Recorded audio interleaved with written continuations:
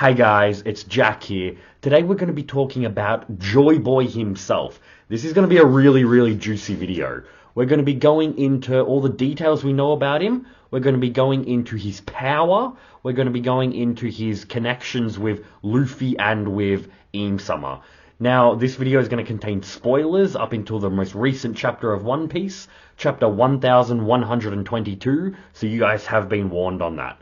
But let's jump right into it. What's the first thing that we know about Joy Boy?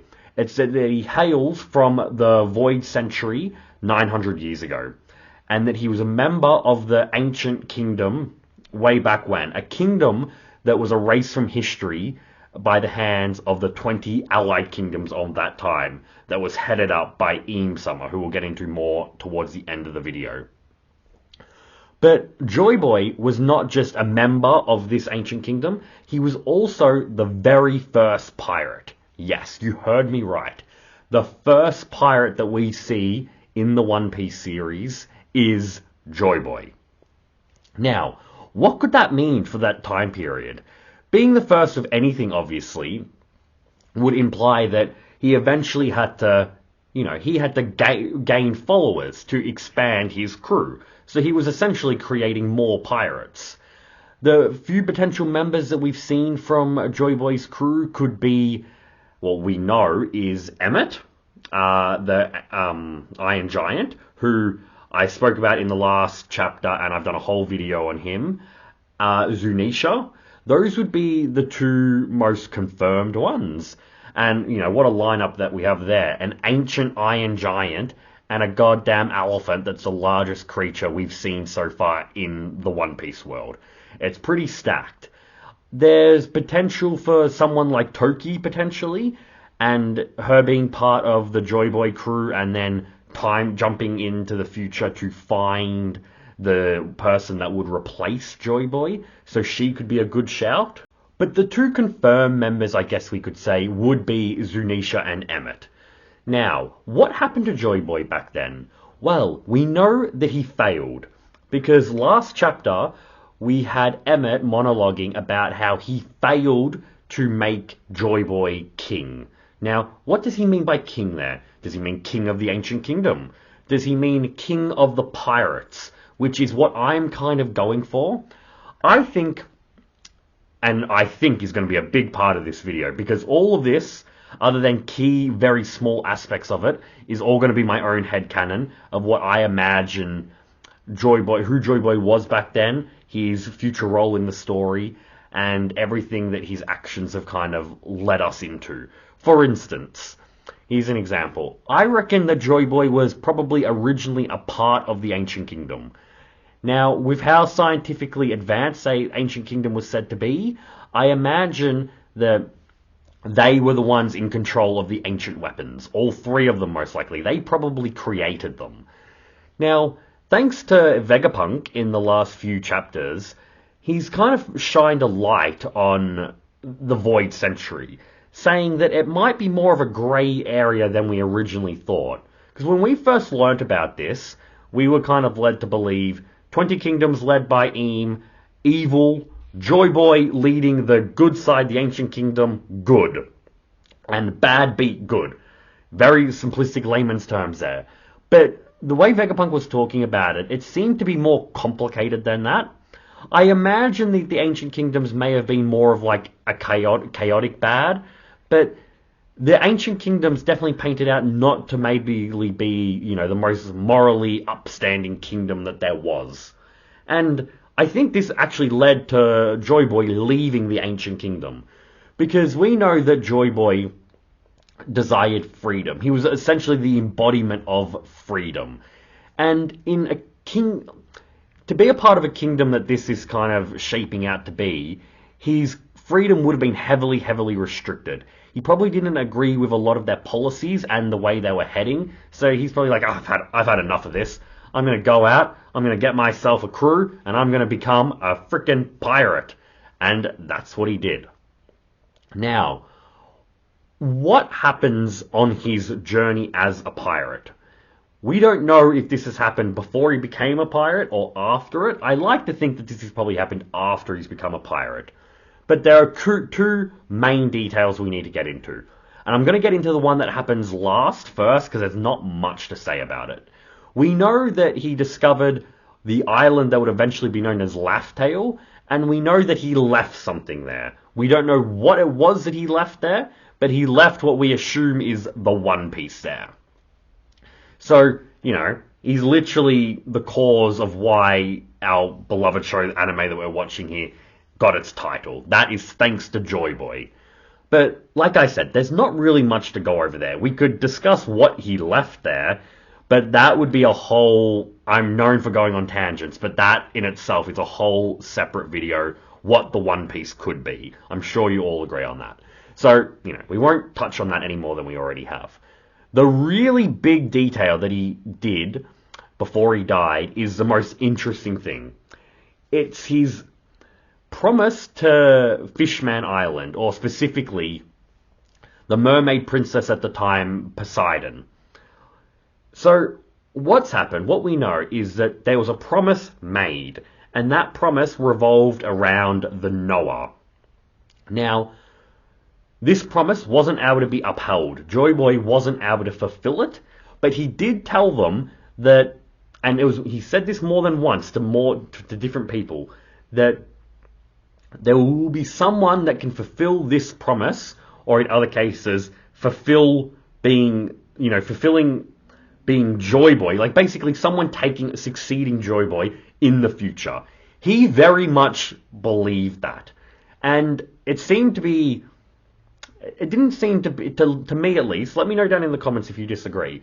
To me, it didn't seem like it was, I have faith that someone one day will come and the world will be saved. Because he's giving specific times for it all. He's like, in 800 years.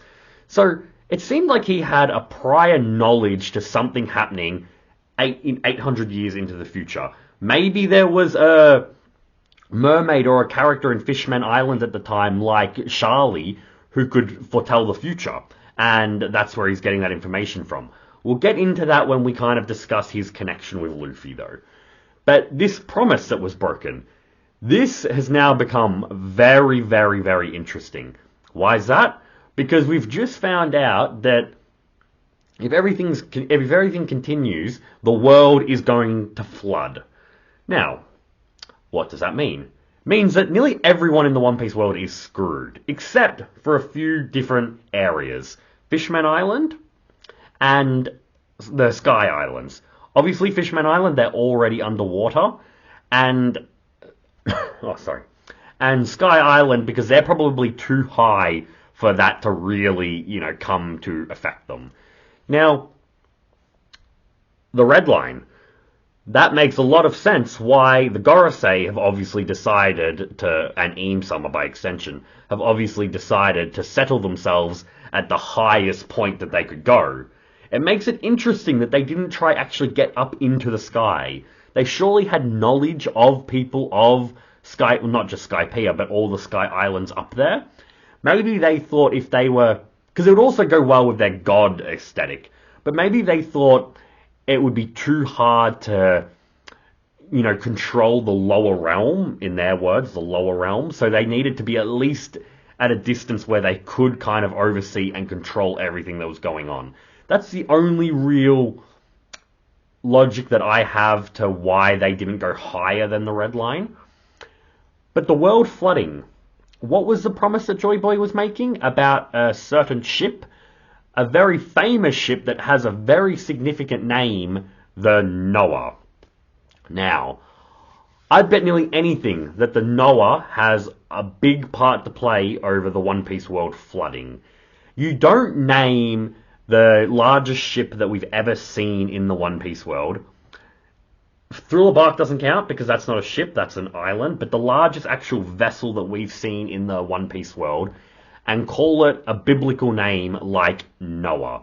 What do we know from Noah in the Bible? It was used to transport one of each animal, or two sets of each animal, into the boat while the world flooded so the animals could survive. So, automatically we see that this ship's aspect is to be a savior. It's to save the animals at that time from flooding. What's happening in the One Piece world? It's going to flood. Now, it's not so black and white as, oh, this ship was made for every human being to survive. Because that wouldn't work, we know, because not everyone's going to fit in this ship. As big as it is, it can't possibly fit everyone in the world on. And it's not like Joy Boy would have created it to be, well, we don't know that he created it, but he may have orchestrated its construction, because we know it was formed at Fishman Island. But whoever was making the ship, I don't think that they would have been like, alright, let's make this so we can save the chosen few. It just doesn't fit the characteristics of Joy Boy that we've seen so far. So, what purpose could the Noah have? What did Joy Boy want to do with it? It's a very good question, and I don't have specific answers for you. It's something that we'll have to get into, but it will play, the Noah we'll be seeing again, and we're going to be seeing it up on the blue seas. How is it going to get up there? It's probably going to have something to do with the foretold destruction of Fishman Island by Luffy. Some stuff's probably going to go on there. Maybe they need to use the ship to get everyone of Fishman Island off the island to the surface. That could make a lot of sense. But until we know further, I can't go much more into that, other than it's a really big aspect of Joy Boy's character. Because he's not only saying that someone 800 years is going to come and fix it, like as in, fix his promise, so bring Noah up to the surface, but there was also that prior deep connection that he had with the Mermaid Princess. So we definitely think that Luffy's going to come and fulfill that role, and with Shirahoshi's help, probably bring the ship back into the surface world. So just another thing that Joy Boy has his paws over. But they're the main things that we have known that he's done for the story. Like I said, I joked about his fingerprints over everything. Those are some big, significant things. A potential savior godship and the literal treasure that this anime is named after. Not to mention the head honcho, essentially, over one of the most mysterious things about One Piece, the Void Century. So, ever since we found out about Joy Boy's introduction, which was in Fishman Island, if you remember, he's had a very big overcasting shadow over all the future events of One Piece. But, what else do we know about him? What we found out the most recent chapter is that he probably has the strongest haki that we've ever seen in the series. Now, before we touch on to that more, because that's more of the interesting subject, we also know that he was the wielder of the Sun God Nika fruit, so the same fruit that Luffy has. Now, I'm not going to explain much about that fruit itself, because that's like the One Piece. That's a whole separate video we can do there. But we know that it allows your body to become rubber, so it can basically function however you want. It's embodying that freedom that Joy Boy desired. It also allows you to essentially control the Toon Force and warp reality to a certain extent. Very, very, very busted power. That alone, if you say to me, Jack, Sun God Nika fruit, that's the most powerful fruit in the series, I'm not going to argue that. I would probably say that it is the strongest fruit in the series. Especially with, when Luffy masters it. It will be ridiculous. Oda's playing a very fine line here with this type of power. When we see power like this in fiction, it's not usually the main character that has it. But with how he's been able to write up until this point, I'm positive that he'll be able to spin it to make perfect sense. But, haki. Jack, what do I mean by about haki? Well, last chapter, we saw one of the most insane haki feats. Scratch that, the most insane haki feat. What happened was that he was able to store his very own haki into Emmet, his, ally, we could say. It could also be his creation. If you saw my most recent chapter review, I mentioned that Joy Boy was like a big brother to Emmett, or like a master, as if he like created Emmett. He essentially also was kind of having a little bit of a fatherly tone with Emmett, I dare say. Once again, though, I've done a whole video on Emmett, and in my most recent chapter review, I went into that in more detail. So go check that out. But he's installed his Haki inside of Emmett. And then this Haki lasted in Emmett for 800 years until the point where Emmett needed it, and it bursts out of Emmett, expands well over the range of an island, and knocks every weak opponent out with it. It also potentially, and I say potentially because we're not sure, banishes the Gorosei out of Egghead. Now, go watch my review because that is a little bit shaky, because I am probably holding the theory more that it was Marcus Mars that summoned the Gorosei back. But even then, that is a little bit of a grey area because Saturn is still there. So, it potentially has the ability to, what? Banish demons away, we want to say? Banish yokai away? But just the fact that it was able to last in Emmett for so long and to be so powerful 800 years later is insane. I titled my chapter review, The Haki That Echoes Across Time. That is what it's doing. Joy Boy has died, and his Haki is strong enough, his willpower is strong enough to survive in the One Piece world without his actual life force being there. It's crazy stuff that Joy Boy's been able to do with his Haki here. It also has to make us rethink everything that we know about Haki, because how did this work? And I questioned you all on this in the chapter review. Does he give his Haki to Emmett, and then he's like out of Haki, he's not able to use Haki anymore? Or is it something where he just channels it all into Emmett, and then he has to just wait a week for it to recharge? Let me know down in the comments of this video as well what you guys think, which one's more likely. But it is by far and away the greatest Haki feat that I think we see, or Conqueror's Haki feat, I should say, but even then, Haki feat just in general, that we've seen in One Piece, I reckon. I honestly reckon that before this, the most insane just Conqueror's feat, and it's kind of crazy because it was one of the first ones we saw, was probably Luffy in Fishman Island knocking out 50,000 people. Does anyone disagree with that, I wonder? Because, of course, we see Luffy's Haki clashing against people of, you know, just as strong Haki, like your Kaidos and Doflamingos and stuff like that, and that is super impressive. But in terms of just seeing, like, all these people get knocked out, I don't think it gets much better than what he did on Fishman Island, which is kind of ironic, given that all of Joy Boy's prior dealings in Fishman Island, for Luffy then to come up and be like, alright boys, step to the side, I'm going to take out half this army in one shot. Very insane that we see Joy Boy do something that seemed even greater. We don't know, like, of course, the numbers that he was be able to knock out, but the area of effect of it, and just the fact that it lasted nearly 1,000 years is just mind-boggling. It really goes to show just how powerful Joy Boy was, because he has the most powerful Haki we've ever seen and the strongest Devil Fruit in the series so far, at least that's confirmed. So he was essentially an unbeatable foe. It makes it incredibly scary to think about how strong Eam is. Now, I'm just going to take a shot in the dark. I'm going to lay down some theories on you. I probably reckon Joy Boy was weakened by the time of his defeat. I speculated in my last video that it was because he had given up his Haki. Whether or not it was permanently or just just for a short amount of time, that he didn't have his full amount of Haki necessary when he presumably died to Eam Summer.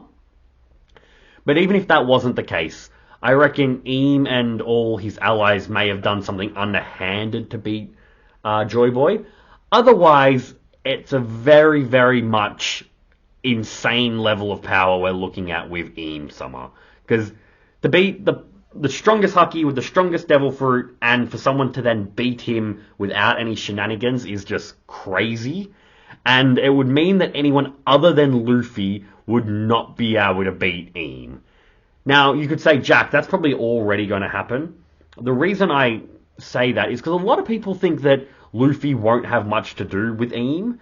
And I disagree with that, but like there are a sizable amount of people that think it'll be something like Dragon will be the one that confronts Eam. Now, and like, you see, I'm kind of of two minds for this because I'm not really sure if Eam's going to be the final boss of One Piece. To me, that role seems to be more fulfilled by Blackbeard. Now, I reckon Luffy will probably have an interaction with Eam. You know, Joy Boy, the reincarnation of Joy Boy, essentially. We don't know that, but Joy Boy's successor, the succession of Joy Boy Luffy here, I reckon he has to meet like Eam. Like that's like a must. But I kind of, for some reason, I can't imagine Eam being, you know, the final boss for Luffy to beat at the end of the series. Let me know down in the comments though. Do you guys disagree with that? Do you reckon that it would be Eam? That you foresee final battle, Luffy on one side, Sun God form, Eam on the other side, and them clashing? Because I just feel like the way Blackbeard has been hyped up, that he will be the final villain. I could even see if you didn't reckon someone like Sabo or Dragon being the one to defeat Eam. I could honestly see it being Blackbeard. And you might be thinking, Jack, you're crazy. Blackbeard, why on earth would he kill Eam Summer? Because Blackbeard wants world domination, essentially. Who's the one that's currently ruling? It's goddamn Eam Summer. So I could definitely see him, Blackbeard that is, using his powers to kind of take Eam down. Even kind of maybe take Eam down underhandedly himself. But in terms of Eam being defeated, I don't see anyone other than Luffy or Blackbeard doing it. I reckon the next best bet would probably be Dragon. But like I said, let me know down in the comments who you think is going to be the one that takes down Eam Summer. I'd be very, very interested in seeing that down below. But let's segue into Eam and their relationship with Joy Boy. Now, let's just sit down for a sec and let me tell you that I wasn't sure how to do this video, to be honest with you guys, because I wanted to talk about Joy Boy's connection with Eam. I was thinking, you know what, I'll do a 20-minute video here about what that relationship could potentially be. And then I'm like, I also want to do it on Luffy, like, and Joy Boy's relationship there, like, what's going on. But I thought I'll put it all in one. It's probably going to be an hour video, knowing me, and I'll talk about everything that we know about Joy Boy and get both of his relationships with Luffy and Eam in one video. So that's going to be the latter half of this video, going over what the theories of what could be happening there. I probably should have mentioned this earlier on as well. There's not going to be too many photos in this video, unfortunately, because there's not many photos of Joy Boy. I don't really want to use recent manga photos, and there's no specific images of him. So I don't want to be using fan art of him and, you know, taking credit from other people's work and stuff like that. So you guys are probably going to have to deal with seeing this stupid mug this whole video. I will obviously include photos, but it's probably going to be less than usual. But let's get into it. Most recent chapter, we see Joy Boy's Conqueror's Haki go haywire, and we see Eam Summer react very, what's the right word here? We see Eam Summer's reaction to it, and we see him being, or they being absolutely shocked. He's kind of sweating, he's kind of like stuttering, like, Joy Boy! Because he's sensing the presence that he, or they, I know, Jack, fucking hell, it's not that difficult, that they have not sensed in 900 years. I mean, the fact that Joy Boy's presence is so strong that Eam's able to feel it from, like, the other side of the world, essentially, is crazy, crazy stuff. And just goes to further credit how strong this Haki Blast was. But that reaction to Joy Boy confirms with 100% certainty that they had a prior relationship. I'm not telling you guys anything you didn't already know. We assumed that they had some sort of prior relationship. But, to be fair, it wasn't confirmed. So let's go over some of the relationships that these two characters could have had. And I'll start from probably most basic, less interesting to, like, oh, really, Jack, you're going down that route of it. So we have, first off, they were just regular enemies. That, Eam Summer was leading up the 20 Kingdoms, Joy Boy was in the opposing force, most likely a pirate at the time, and they were just enemies. And they clashed. They may have clashed a few times, but they clashed and Eam got the better of him. Area number 2. It could have been that they were rivals. So essentially the same thing, but there was kind of like a healthy amount of respect for each other's abilities, rather than just straight, at each other's throats, I hate you, yada, yada, yada, yada. Now, the rival situation, that could technically be a subplot of all the other relationships as well. Like, they're not mutually exclusive there, so keep that in mind. The other thing that I've thought of, that they were... Actually, I'll put that one a little bit later. The other one I've thought of, that they were either subordinate and, like, commander, or some position of balance there where teacher, student, king, like follower, subordinate, master, sensei, student, like anything along those lines, where they were on the best way that I could, probably the word that I could use to summarize it the best here, and it ties up into a neat bow, that they were allies. Not necessarily friends, but just allies. They were part of the same force. In this case, either they were both part of the Ancient Kingdom first, or that Eam was a part of Joy Boy's crew. What do you guys think of that? Like, that would have been super, super interesting if Eam wasn't always, like, the king of one of these 20 nations. If he was actually a pirate with Joy Boy and ended up becoming a king. I reckon that would be super, super interesting stuff there. Now, the other area we could go over is that they were friends. Now, friends could mean a lot of different things here. They could technically be friends, allies, and rivals. They could be all three of them. Technically, they could be even more about that, and we'll get into that in just a second. But friends could also mean that they were never allies. They were never part of the same side. But they kind of like a Madara and Hashirama situation, where they're on opposing sides, but they developed a friendship. And like in that situation, stuff happened that kind of resulted in that relationship fracturing. Kind of, it would have been an inevitable fracture, given that they're on opposing sides, but it could have been something like that. Now, the next two are much more out there. I reckon it's probably one of the ones we've just gone over. I do reckon they're going to have had some sort of positive relationship beforehand, before they became mortal enemies. But they could be lovers. Now, this kind of revolves around the theory that Eam Summer is Lily D. Nefertari, which I will say here I don't subscribe to. I don't think Eam is Lily, simply for the fact that Eames kind of seemed shocked that... I could be reading this wrong. Like, once again, it's manga. We all interpret it differently. I haven't personally checked to see if other people had a different opinion on this. But I interpret it a lot as Eam was kind of shocked to find out that Lily had the D in her name. Now, it could have been shocked that Cobra knew that, but he's the king of Alabasta. I imagine Eam probably could have been aware that that was passed down. So, the other arguments to why I don't think it is her, the fact that she would then have a picture of herself on her wall. Now, of course, that could be like just a reminder of who she used to be, but I don't know. It seems a little bit off. I don't think that she is like, because Jack, you're an idiot. The other really big thing is the fact that Lily was said to be the one that was kind of behind the creation of the poneglyphs. Of course, we know that it was the Kazuki clan and everything that, scribed them all up and everything, but Lily had a big part to play about spreading them around.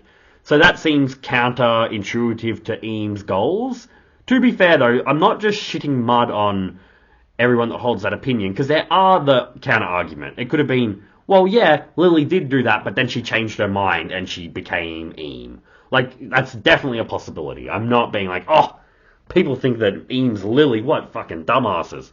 Not thinking that at all. But that is one possibility. And if she was Lily, Lily and Joy Boy could have been lovers. They could have been romantic together. If not actual lovers, they may have been romantic feelings there, so even stronger than, friendships or allies or anything like that. That's a possibility. Probably not, given that Oda probably won't go down, To be fair, there is love mentioned in his series, but it's not usually the main talking point, so probably not. And the next one, even probably less so, it does involve love. But it would be... If you don't subscribe to the Lily theory, then I could see this being the case, that Lily's still a part of it, that she was the love interest of Joy Boy and Eam. And it was kind of like a love triangle, and it was her that got in the way. Could also explain why Eam is super, super obsessed with Vivi.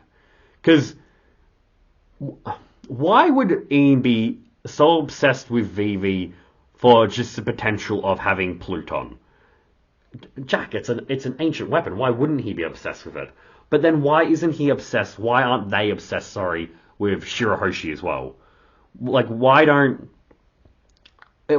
is it so much Vivi that has more credibility in Eam's mind rather than the one that we've seen that literally does have the power to control the Sea Kings?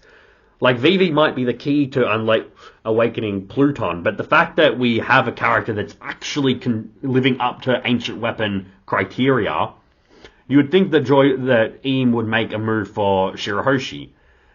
Because I reckon that they have to be aware of Shirahoshi. Yes, no one would willingly tell them, but surely they have spies on Fishman Island that got a hand of that information. Like, Hordy pretty much announced it, that that's what she did all those years ago in controlling the Sea Kings. So I find that odd. Now, that's more of an argument to the theory that Eam is Lily, because Lily's so obsessed with her descendant. Makes sense. But I kind of reckon it makes more sense that it's a bit more nefarious, and that he kind of wants her, as in, like, I'll try to keep this PG, wants a bride, for instance, because of potential former love for Lily. Now, Lily may have loved Joy Boy, or there may not have even been love there, but they were friends and comrades, and Joy Boy wanted to protect her from Eam, and Eam and Joy Boy clashed there. Now, Lily also being a member of Joy Boy's crew, very, very likely. I completely missed that before, but yeah, include her in that as well. It would also explain why Eam was shocked about finding out the D in Lily's name, because he thought that that this woman that he may have loved, that he knew her better than anyone. But then he's just found out that she carries a D in her name. It may have been something like that. But they're pretty much the main type of areas where I could see Joy Boy and Eam having a prior past together. And I reckon that's absolute, I shouldn't say absolute, I'm just a fucking dumb YouTuber here talking about One Piece. But I reckon it is very, very, very likely and very strongly implied that they did have some sort of past relationship other than just being enemies. What do you guys think about that? Which one do you reckon is most likely? Were they lovers? Were they friends? Were they rivals? Let me know down in the comments. I'd be very, very interested to read over all those opinions on Eam and Joy Boy's relationship. Now, this is obviously going to be a video that's remade in the future when we know more information. Right now, it's more just speculative it's not more, it's all speculative on what we think that relationship is. But let's segue into the other relationship I wanted to talk about, and you guys might be thinking, Jack, they don't even goddamn have a relationship, but it's with Luffy. What's going on there? Luffy and Joy Boy. I'm starting to get a little bit worried's a strong word, because I have faith in Oda in what he'll do here. And I have faith that even if Oda goes down this line of thought, that he will be able to handle it in a great way, or in a way that makes sense.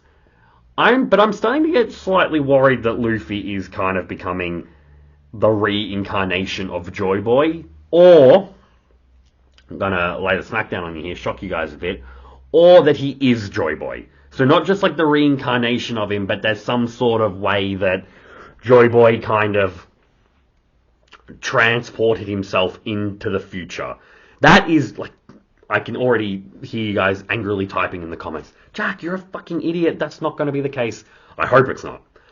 But they look incredibly alike, we found out. Now, it's only a silhouette. But their silhouette, if that was Luffy's silhouette, they look identical, essentially, in my mind at least. Totally, totally subjective. And that's worrying, because we originally thought that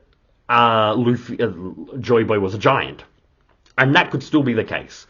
Like I said in my chapter review, all the images of Joy Boy are in silhouette next to a literal massive iron giant. So it could have just been out of perspective. But I definitely got the impression that Joy Boy was actually Luffy size. Now, thinking on it more, because I was in the review, I was thinking, but that doesn't make sense. Like, there's a massive straw hat in Marie Joie. The fact that Eam Summer has that, further proof that they had a relationship. And I'm like, that kind of guarantees that he's massive. But then, as like, freaking just smacked me right in the face. I was missing the obvious. He has the Sun God Nika fruit. He can turn into a giant. He may have preferred being a giant with his power, but his actual size may have been like Luffy's, and that would explain the giant straw hat. So that's definitely a theory. Like I said, he could still very much be a giant, but I was kind of got worried last chapter, like, ooh, he looks an awful lot like Luffy. And what could that mean? The reincarnation I brought up. Now, the textbook example in reanimation that I'm going to go to is reanimation. Goddamn. It's the same series that I'm talking about, but not reanimation. I've completely blanked on it now. Jack. Not reanimation. I was going to say rejuvenation. It's not that it. Reincarnation. Jesus Christ, that took me way too long to get to. I'm very tempted to cut that out. I'm not. I'm going to leave it in there. But other than that completely stupid moment when he rejuvenated himself, the most textbook example of reincarnation for an anime fan would be Naruto. The reincarnation of Ashura and Sasuke being the reincarnation of Indra. Now, where that differs from what I saw last chapter is that at least Ashura and Naruto look very different. Now, like we said, I'm just going off a silhouette. I'm